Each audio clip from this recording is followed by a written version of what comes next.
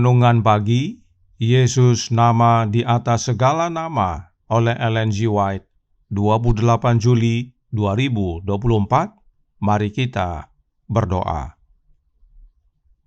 Bapa kami yang di sorga, Allah pencipta langit dan bumi, laut dan segala isinya, Allah yang maha besar, maha kuasa, sumber segalanya, yang kami sembah selalu melalui anak-Mu yang tunggal, Yesus Kristus. Terpujilah Yesus, anak Allah yang maha tinggi, yang adalah Dia yang dimuliakan di sorga.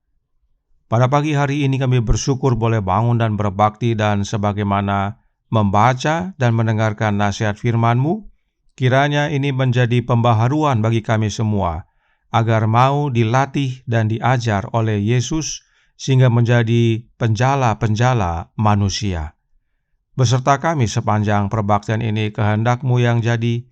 Ampun kami akan dosa dan salah, karena kami berdoa hanya dalam nama anak Allah yang tunggal, Yesus Kristus, yang adalah Tuhan dan Juru Selamat kami.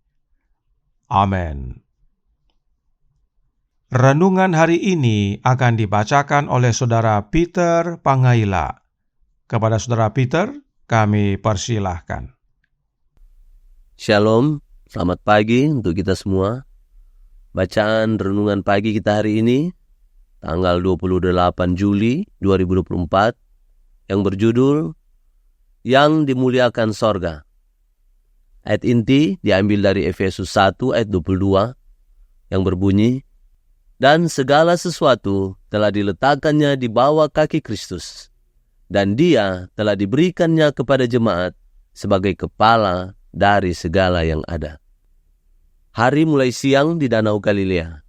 Para murid yang lelah karena kerja keras semalaman yang sia-sia masih berada di perahu nelayan mereka di danau. Yesus datang untuk menghabiskan waktu tenang di tepi sungai. Di pagi hari, Dia mengharapkan sedikit istirahat dari orang banyak yang mengikuti Dia hari demi hari. Namun, tak lama kemudian, orang-orang mulai berkumpul mengelilingi Dia. Jumlah mereka bertambah dengan cepat, sehingga Dia terdesak dari segala sisi. Sementara itu, para murid telah sampai ke daratan. Untuk menghindari tekanan orang banyak, Yesus naik ke perahu Petrus dan memintanya untuk mundur sedikit dari pantai. Di sini Yesus dapat dilihat dan didengar dengan lebih baik oleh semua orang. Dan dari perahu Ia mengajar orang banyak di tepi pantai. Sungguh pemandangan yang luar biasa yang menjadi perenungan para malaikat. Panglima mereka yang agung duduk di perahu nelayan, terombang-ambing oleh ombak yang tak henti-hentinya, dan memberitakan kabar baik tentang keselamatan kepada orang banyak yang mendengarkan dan terus menekan hingga ke tepian air. Dia yang dimuliakan sorga sedang menyatakan hal-hal besar kerajaannya di udara terbuka kepada rakyat jelata. Namun, Dia tidak mempunyai pemandangan yang lebih cocok untuk pekerjaannya. Danau, gunung-gunung, ladang-ladang yang luas, sinar matahari yang menyinari bumi, semua benda yang diperlengkapi untuk menggambarkan pelajarannya dan menanamkannya dalam pikiran. Dan tidak ada pelajaran Kristus yang sia-sia. Setiap pekabaran yang keluar dari bibirnya sampai kepada suatu jiwa sebagai firman kehidupan kekal. Setiap saat jumlah orang bertambah banyak yang berada di pantai. Orang-orang lanjut usia yang bersandar pada tongkatnya, para petani yang tangguh dari bukit-bukit, para nelayan yang bekerja keras di danau, para saudagar dan para rabi, orang-orang kaya dan terpelajar, tua dan muda, membawa orang-orang yang sakit dan menderita, terdesak untuk mendengarkan kata-kata guru ilahi. Para nabi telah menantikan pemandangan seperti ini, dan mereka menulis, tanah Sebulon dan tanah Naftali, jalan ke laut, daerah seberang sungai Yordan, Galilea, wilayah bangsa-bangsa lain, bangsa yang diam dalam kegelapan, telah melihat terang yang besar, dan bagi mereka yang diam di negeri yang dinaungi maut, telah terbit terang. The Desire of Ages, halaman 244-245. Demikianlah bacaan renungan pagi kita hari ini. Terima kasih, Tuhan Yesus memberkati kita semua. Terima kasih atas penata layanan Saudara Peter. Tuhan Yesus memberkati. Selamat pagi saudaraku dalam Tuhan. Renungan hari ini berkata dalam Jesus Name Above All Names, halaman 222 paragraf 4. Setiap saat, jumlah orang bertambah banyak yang berada di pantai. Orang-orang lanjut usia yang bersandar pada tongkatnya, para petani yang tangguh dari bukit-bukit, para nelayan yang bekerja keras di danau, para saudagar dan para rabi, orang-orang kaya dan terpelajar, tua dan muda, membawa orang-orang yang sakit dan menderita, terdesak untuk mendengarkan kata-kata guru ilahi. Meskipun Yesus harus naik perahu dan didorong sedikit menjauh dari pantai, supaya semua orang bisa lihat dan dengar, namun orang-orang yang datang semakin banyak hingga menekan sampai ke tepian air. Sungguh suatu pemandangan yang luar biasa. Oleh karenanya, Yesus mau ajar para muridnya bahwa ada banyak jiwa-jiwa yang harus dijangkau, tapi pekerja sedikit. Perhatikan apa yang Yesus lakukan untuk ajarkan akan hal itu. The Desire of Ages, halaman 245, paragraf 4, berkata, khotbah itu berakhir, Yesus berpaling kepada Petrus dan menyuruhnya untuk berlayar ke laut dan menebarkan jalannya untuk menangkap ikan. Tetapi Petrus patah semangat. Sepanjang malam ia tidak menangkap apapun. Selama jam-jam sepi itu, ia memikirkan nasib Yohanes Pembaptis yang mendekam sendirian di ruangnya di bawah tanah. Ia memikirkan prospek di hadapan Yesus dan para pengikutnya tentang kegagalan misi ke Yudea dan kedengkian para imam dan rabi. Bahkan pekerjaannya sendiri telah mengecewakannya. Dan ketika ia melihat di dekat jala yang kosong, masa depannya tampak gelap dengan keputusasaan. Guru, katanya, telah sepanjang malam kami bekerja keras dan kami tidak menangkap apa-apa. Tetapi karena engkau menyuruhnya, aku akan menebarkan jala juga. Petrus sebenarnya sudah tidak ada semangat untuk tangkap ikan, karena meski sudah semalam-malaman berusaha, tetapi tidak satupun yang Petrus dapat. Namun demikian, Petrus tetap menurut. Petrus seorang nelayan yang berpengalaman. Dia tahu waktu yang terbaik untuk tangkap ikan, yaitu pada malam hari. Namun, usahanya gagal. Sekarang, Yesus berikan perintah yang berlawanan dengan norma-norma nelayan. Apa hasilnya?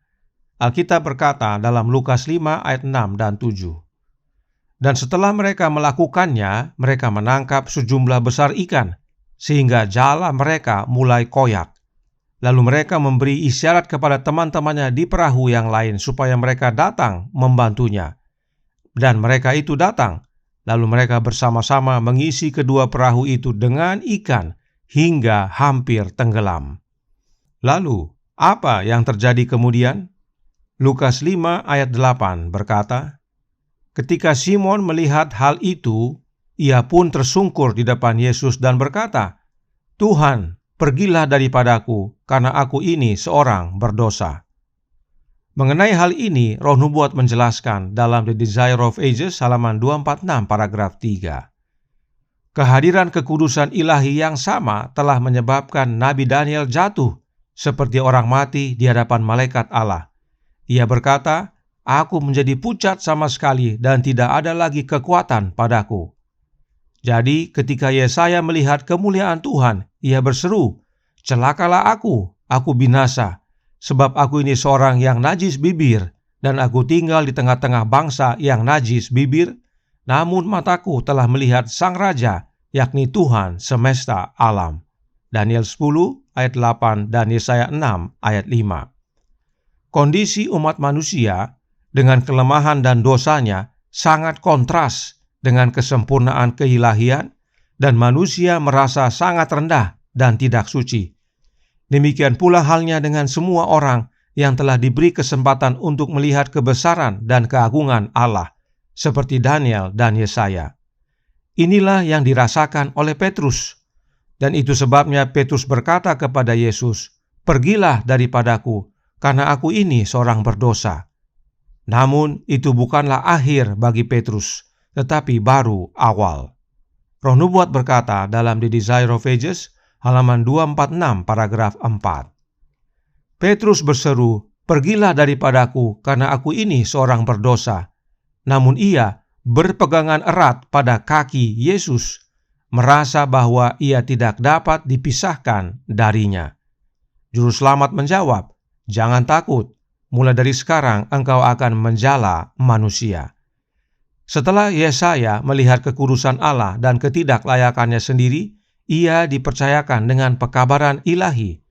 Setelah Petrus dituntun kepada penyangkalan diri dan ketergantungan pada kuasa ilahi, ia menerima panggilan untuk bekerja bagi Kristus.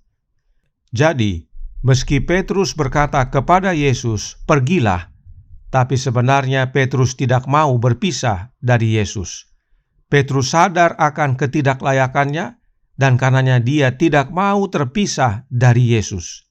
Petrus perlu Yesus, dan karenanya Petrus akhirnya tinggalkan segala sesuatu, lalu ikut Yesus. Petrus bersedia menjadi penjala-penjala manusia. Petrus ikut Yesus karena belajar menjadi penjala manusia, hingga akhirnya Petrus menobatkan ribuan orang. Kisah 2 ayat 41 berkata, orang-orang yang menerima perkataannya itu memberi diri dibaptis, dan pada hari itu jumlah mereka bertambah kira-kira 3.000 jiwa. Petrus menerima kecurahan rohnya Yesus pada hari Pentakosta, lalu berkhotbah kepada orang banyak, dan akhirnya 3.000 orang bertobat dan dibaptis, karena mereka menerima pekabaran Petrus. Inilah hasil dari pengajaran dan pelatihan oleh Dia yang dimuliakan sorga, dan pengalaman Petrus ini dapat menjadi pengalaman kita, asal kita mau diajar dan dilatih oleh Yesus, yaitu oleh kehadiran Roh-Nya dalam hati kita. Kiranya ini menjadi pembaharuan dan sukacita bagi kita semua. Tuhan memberkati, saya bawa dalam nama Yesus. Amin. Mari kita berdoa. Bapa kami yang di sorga, Allah pencipta langit dan bumi, laut dan segala isinya, Allah yang maha besar, maha kuasa, sumber segalanya, yang kami sembah selalu melalui anak-Mu yang tunggal, Yesus Kristus. Terima kasih atas nasihat tentang pengalaman Petrus. Yesus yang dimuliakan di sorga berbicara kepada orang banyak, dan meskipun dia dijauhkan sedikit dari pantai, namun orang semakin banyak datang untuk mendengar. Karenanya banyak jiwa yang perlu dijangkau. Dan untuk itu, Yesus ajar Petrus dan teman-temannya tentang pentingnya bergantung kepada Dia dan mau diajar untuk menjadi penjala-penjala manusia. Karenanya tolong kami ya Bapa, karuniakanlah roh anak-Mu dalam hidup ini, dan biarlah kami semua yang percaya membuka hati, sebab oleh kehadiran Kristus dalam hati kami dapat diajar dan dilatih untuk menjadi penjala manusia, sehingga semakin banyak umat-umat yang datang kepadamu, bertobat dan menerima kehidupan yang kekal nantinya. Beserta kami sepanjang hari ini kehendak-Mu yang jadi, ampun kami akan dosa dan salah, karena kami berdoa hanya dalam nama Anak Allah yang tunggal, Yesus Kristus, yang adalah Tuhan dan Juru Selamat kami. Amin.